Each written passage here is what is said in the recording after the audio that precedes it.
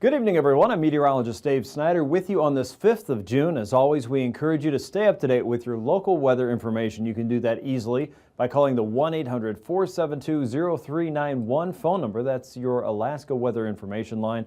And of course, you'll get the very latest forecast for your part of Alaska there. If you'd like to use the website, try that out at weather.gov/Alaska. And on your mobile device, go to mobile, mobile.weather.gov.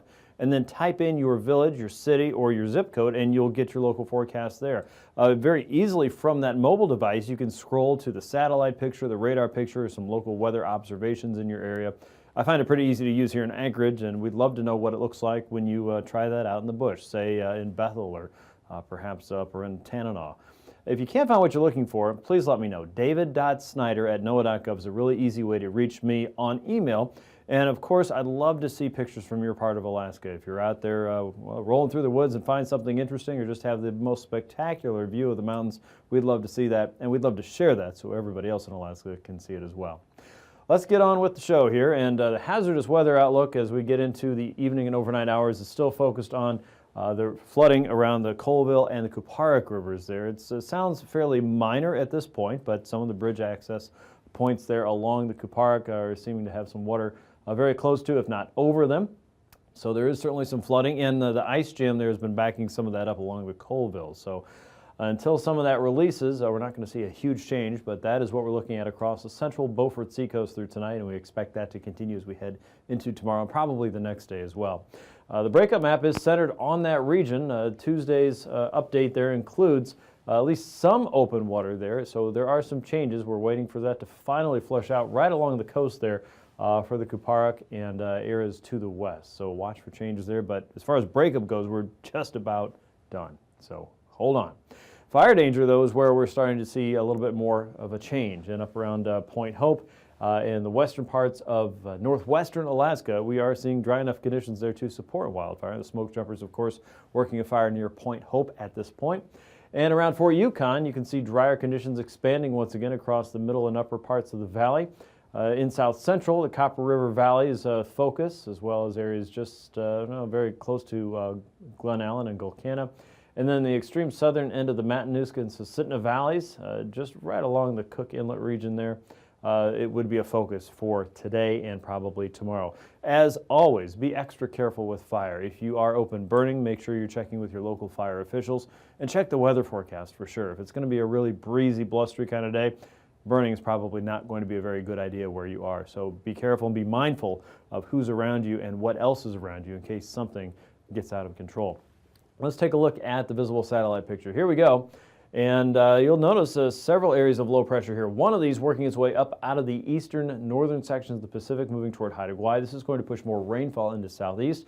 Some pleasant sunny breaks around Juneau today, making it into the 60s. Fairly nice there today. And also a trough of low pressure stretches all the way across the southwestern Bering and into the western Gulf. This is another boundary trying to push moisture northward, also aiding a little bit of an extra oomph to this area of low pressure across the eastern Gulf. Everything we see across the interior, these popcorn kind of clouds, are indeed the bubbly cumulus clouds that are supporting showers and thunderstorms all the way around the Yukon Valley into the upper Kuskokwim today, into the Noatak and Kobuk valleys of Koyukuk, and all the way around the south-facing slopes of the Brooks Range. A lot of shower and thunderstorm activity there, so no doubt we are getting some intense but brief rainfall amounts there.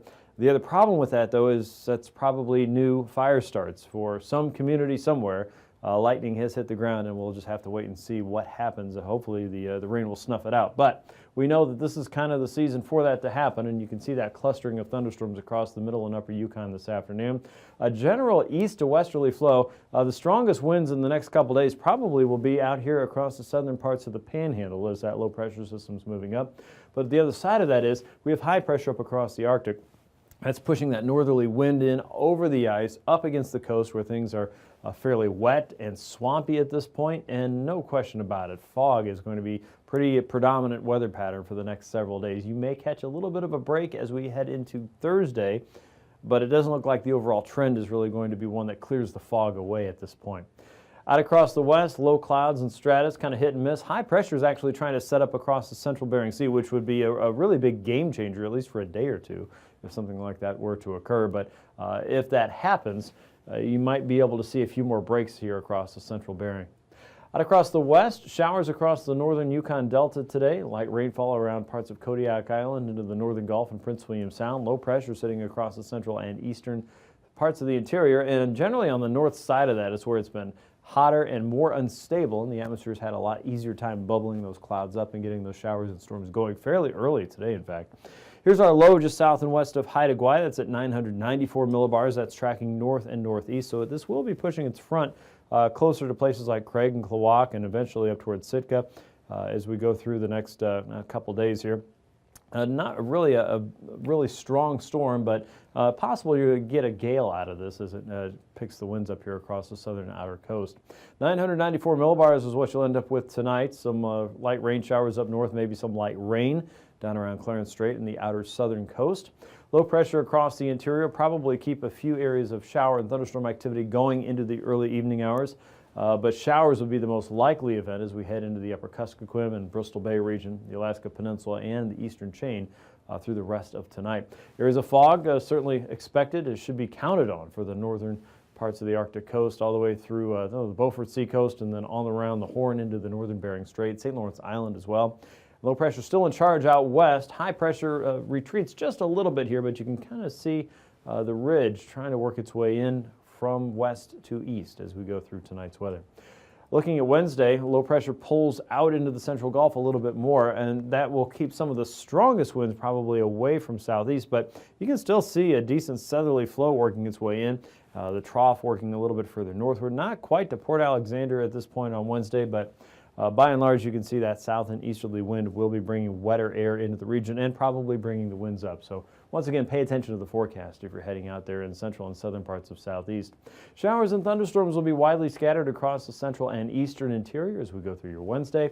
Kobuk and Noatak valleys all the way down to the Yukon Delta and the Kuskokwim Delta, looking at the opportunity for shower and thunderstorm activity on your Wednesday. So a warmer day across the interior and more activity spreading westward as low pressure is up around the Talkeetna area and just hovering very close to the Alaska range at 995 millibars. More clouds than anything else around south central, probably looking at some showers around the Alaska Peninsula up toward Lake Iliamna and the Alaska range, and watch for flying weather changes as a result of that. And you'll see that in just a few moments. As we get into Thursday, the convection focus is still going to be across the interior. We're still going to see an opportunity for shower and thunderstorm activity out across the west, but you'll probably see that pull off the western coast just a little bit more. So maybe kind of a retreat to the east once again. Showers could be scattered around south central. This includes the Anchorage, the Matanuska and Susitna valleys, as well as the Kenai Peninsula this time. All the way into the Prince William Sound region, and we still have our low in the Gulf, and with that comes another day of showers up and down southeast. One thing to note, though, the pattern is changing. High pressure finally sneaks into the Bering Sea here at 1,014 millibars. It's not very strong, but it is helping to encourage that northerly flow down the coast and that cold current coming down. And we have low pressure just sneaking into the picture here across the North Pacific.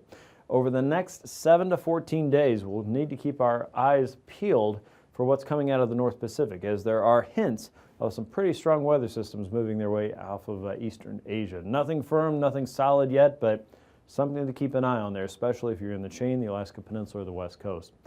Now, enough of that. Let's talk about how warm or cold it is or is not. Up north, we know it's cool, mid-20s there across the North Slope. Look for areas of fog because of that cool weather overnight. Don't be surprised to see a flake or a flurry because of it. 40s and 50s across the interior and the Riverlands into Bristol Bay. Lower 40s for you, mid to upper 40s for southeast, south central. Low to mid 40s overnight, though. Some areas will easily dip into the 30s once again. 30s and 40s for the chain and the Alaska Peninsula with highs tomorrow. Back in the upper 40s to even mid 50s around Bristol Bay. Some places pushing 60 degrees. 70 around Bethel, up toward Grayling, Galena, Tanana, Fairbanks, the upper Yukon looking at 60s and 70s. Low to mid 30s for parts of the North Slope and mid to upper 50s for southeast, south central, upper 50s and low 60s for your daytime tomorrow. A mild night for the interior once again. Galena, McGrath looking at fairly mild weather. Just shy of 30 for many on the North Slope. Nome, you're looking at 44. Shishmaref, 39.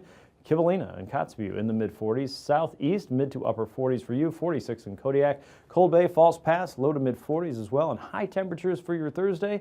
Pretty much a ditto of what we've seen today and we'll see again tomorrow. And now, aviation weather around Alaska.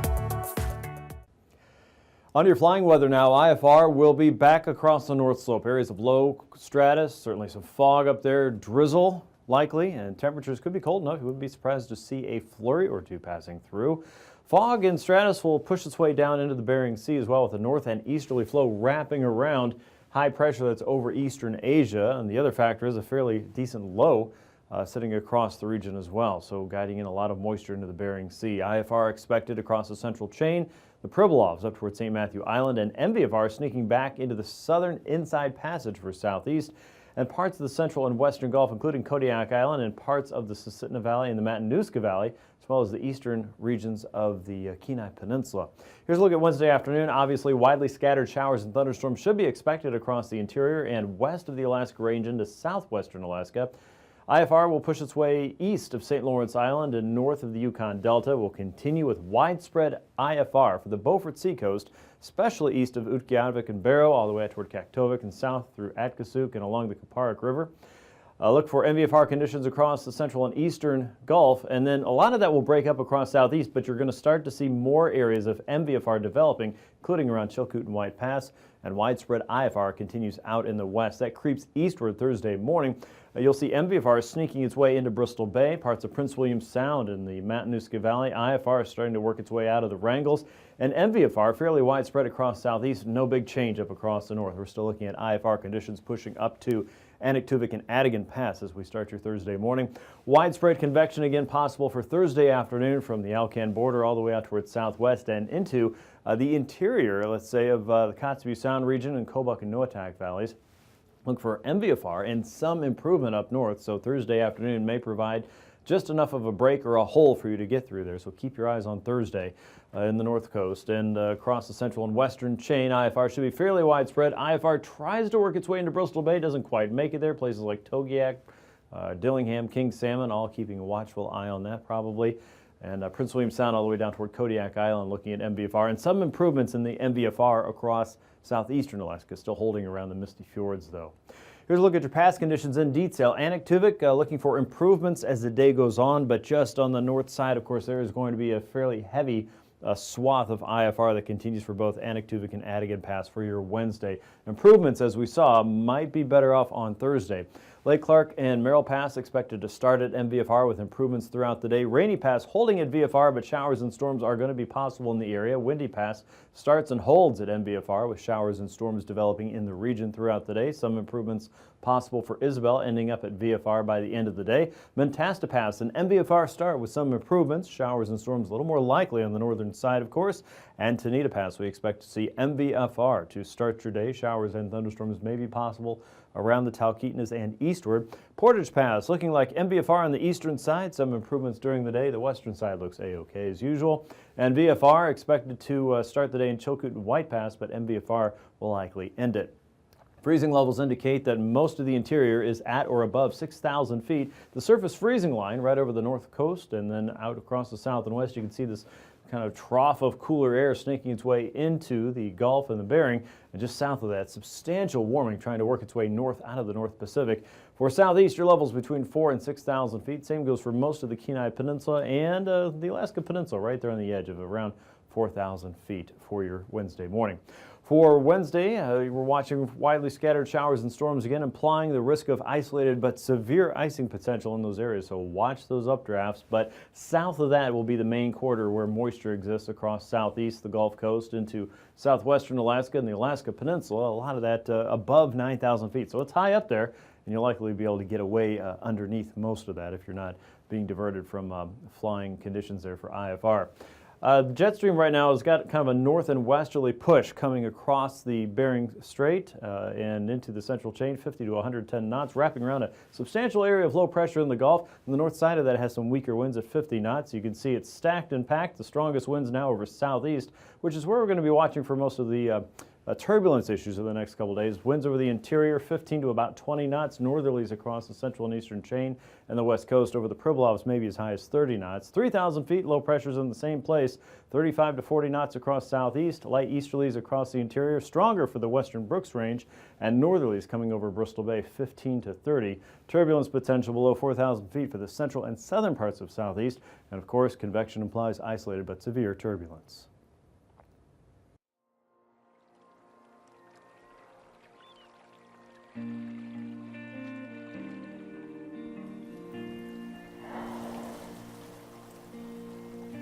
It's a complicated project, but a simple life. You can study whales all over the world, you can study harbor seals all over the world, but you cannot study them in silence all over the world. So we really need this sort of piece of wilderness, this untrammeled wilderness, as they say, in order to answer some of these questions.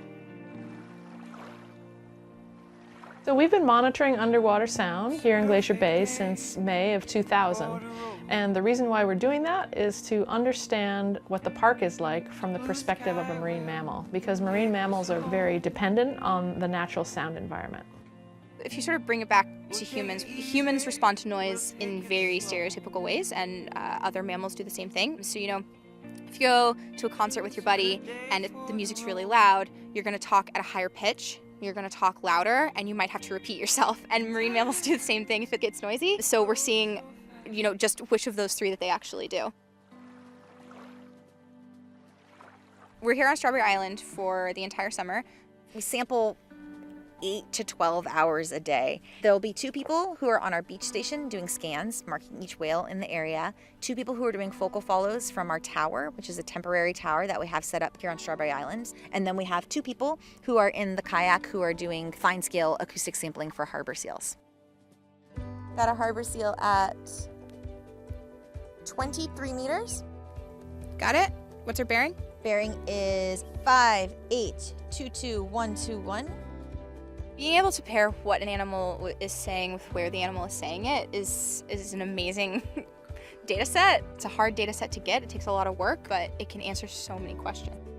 So our cruise ship right here in the background is right on time today. We have a blissful hour and a half before the cruise ship gets here where we can watch our whales in silence. And then our ship comes in, bringing with it the noise that it brings, and we watch our whales while the ship's here to see whether or not their behavior is changing. And then it's going to go up bay and bring passengers to go see the glaciers, and we are going to get that blissful quiet again to see whether or not our whales are going back to that natural behavior.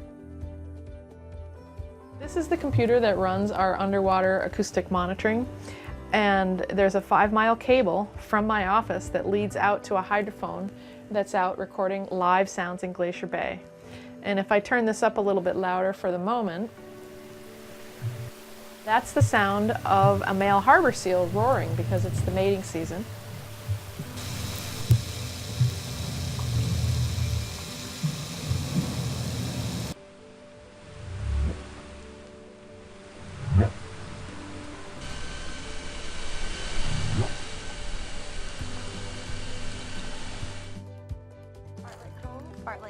Strawberry Island. Building a good field team and building some good camaraderie is really important. We have sort of these daily routines of things that we do together. So there's a schedule that we check every morning, who's going to cook lunch that day, who's going to cook dinner. And then every day we take a group photo. And then every day we do a daily check-in. We talk about what worked that day, what didn't work that day, and what we learned either from the island or from each other over the course of the day.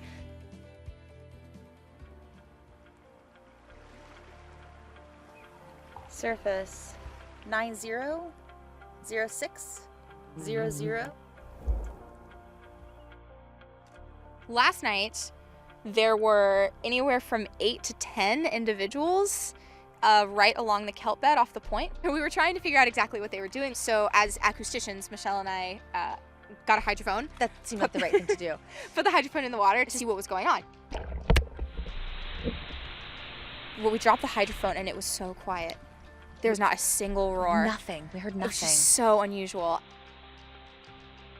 One of the things we did observe yesterday was 2 large bull killer whales who had come into the area that we learned today were transient killer whales. They do come into this area to hunt harbor seals. This is a pupping ground. That's what they come in for. Yep. We cannot in any way, shape, or form definitively link the presence of mammal-eating killer whales with the silence of harbor seals. No, but it is quite interesting that they happened at the exact same time. It's always an adventure in Strawberry Island. You never know what the day's going to bring. This morning at 5:15 in the morning, the area was just boiling with whales. I had one 15-minute scan this morning where I was literally hopping back and forth on either side of the theodolite, calling out numbers to try and get all the whales as quickly as possible. And then 15 minutes later, we couldn't find them. Aside from getting to be outside all the time, my favorite part of doing my PhD is getting to work with Leanna. It goes both ways. It helps when you put 2 minds that think differently onto the same problem. Global ocean noise is a real problem, and there are areas of the ocean that have underwater sound from vessels so often that you could almost consider it an urban environment. Glacier Bay is a very remote area, and it was set aside as a national park in part to do scientific research. And we're privileged to be able to use it as a natural laboratory where we can better understand the impacts of underwater noise. There are some places that act like characters in your life, and I think that a lot of Alaskans can resonate with the fact that living here is like having another family member. It's like having somebody really, really important who's sort of nudging you to be a little uncomfortable all the time and to stretch yourself all the time because it's worth it. I've lived here for almost 10 years. I've made Alaska my home, and so I'm an Alaskan by choice.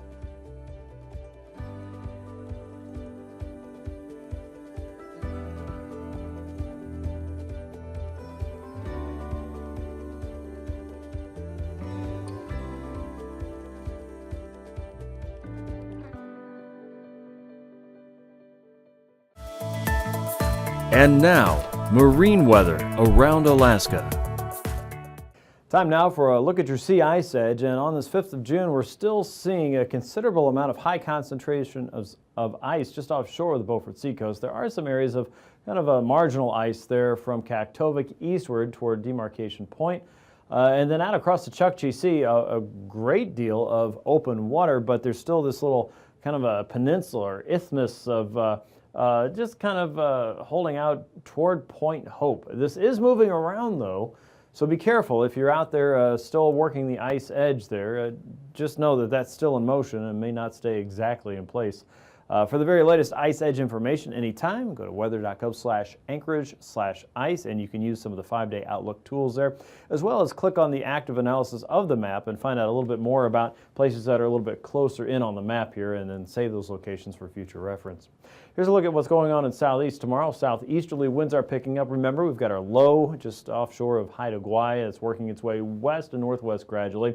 That means the winds are going to pick up closer to the coastline and inside as well, 20 to 25 knots. Looking for 4 to 5 foot seas tomorrow. On the outer coast, about 6 to 9 foot seas are expected there on that 25 to 30 knot wind for Thursday. The higher seas still south of Sitka, it looks like, with about 8 to 9 foot seas across the outer coast. Most areas 10 to 15 on the inside, and looking for 2 to 3 foot seas with winds generally from the south and southeast, 7 foot seas outside of Yakutat. For South Central, not too bad. Prince William Sound and Cook Inlet really don't see a whole lot of change from what we've experienced today. Generally small seas and light winds, anywhere from 10 to 15 knots most areas, with 4 to 5 foot seas in the north and western Gulf, 2 foot seas in Cook Inlet, and 3 foot seas in Cook Inlet, 2 foot seas inside of Prince William Sound. And you'll see winds come up a little bit more across Cook Inlet as we get into your Thursday. South and southwesterlies expected here, 15 to 20, 3 to 5 foot seas there. Still small seas and light winds inside of Prince William Sound. What a run of nice weather days there. Easterlies across north and western parts of the Gulf, looking for 7 foot seas. Of course, raining in Prince William Sound, but you know, can't have it all, right? Here's a look at parts of Bristol Bay. Southerlies there, 4 foot seas on a 15 knot wind. Northwesterlies starting to pick up across the Alaska Peninsula, 15 to 20. And light winds still around Kodiak Island. Small seas about 4 to 6 foot in the area. As we get into Thursday, west and northwesterly winds should be expected, still looking at 10 to 15 knot winds, not too bad. The higher seas and stronger winds will start to move your way, but still got at least another day or two before we start to see some bigger changes. 10 knots inside of Shelikof Strait with a 4-foot sea, and you're looking at about 4-foot seas on either side of Sandpoint, Cold Bay, and False Pass for Thursday. For the chain, 10 to 15 knot winds, still not bad here as well. Northwesterlies blowing in, and you'll notice that we've got 5-foot seas across the Pacific coast, 4 to 5-foot seas across the Bering Sea coast. Watch what happens though as we get into Wednesday. The winds just totally flip around the other way, and we start to get more of that easterly flow. That means there's low pressure out here drawing in the next wave. With that wind about 10 to 20 knots or so, you'll start to see 4 to 5-foot seas from Atka westward toward Kiska and Shemya. We're still holding on to that return flow, that northwesterly wind still blowing through Nikolsky and Unalaska, 15 to 20 with about 4 to 5-foot seas in that area. For the west coast, we're into northerly winds now with low pressure across the interior, high pressure out across the west. We get that northerly flow. It's going to be cold stuff. 20 to 25 knots in the region around St. Lawrence Island and Nunivak Island. 15 to 20 from St. Matthew to the Pribilofs. Anywhere from 4 to 5-foot seas there. Watch for higher seas sneaking through the Bering Strait and heading for St. Paul and St. George. Watch this area right here as we get into Thursday. We start to get some stronger northerly winds working its way into St. Lawrence Island. Again, those could come up to about 10 to about 14-foot seas across the Bering Strait region. Still light winds and small seas inside of Norton Sound, and north and northwesterly still blowing through Nunivak Island, anywhere from 5 to 9-foot seas in that region. Otherwise, 10 to 25 knot winds should do the trick for Thursday. Here's the Bering Strait once again. Northeasterlies pushing through around Point Ley, Cape Lisburn to Point Hope. Northeasterly winds around Utqiagvik over the ice around 15 knots and 10 knots north of Kaktovik there. All blowing in from the north and east, helping to lock in that marine layer and fog. That will continue through Thursday. 15-knot winds, fog, and flurries probably for Thursday as well for the north slope. North and easterly winds coming into Bering Strait, anywhere from 25 to 35 knots with 8 to 9-foot seas in most areas there. So open water is nice, but sure is going to be choppy there with the wind blowing through. Let's recap the weather for tonight. Showers and thunderstorms expected to continue across the interior and pushing their way into southwest. For tomorrow, for southeast, a low pressure system in the eastern Gulf is working its way northward. As it does, a better chance of rain comes with it, of course. Warm weather continues for the interior, and clouds start to break in for it southeast. Look for northerly winds down the west coast and a better chance of storms in southwest tomorrow. These forecasts are for planning purposes only. Call 1-800-WX-BRIEF for a formal pre-flight briefing. Always file a flight plan before you go flying. The U.S. Coast Guard Auxiliary urges you to leave a float plan with a friend or the harbor master before you go boating.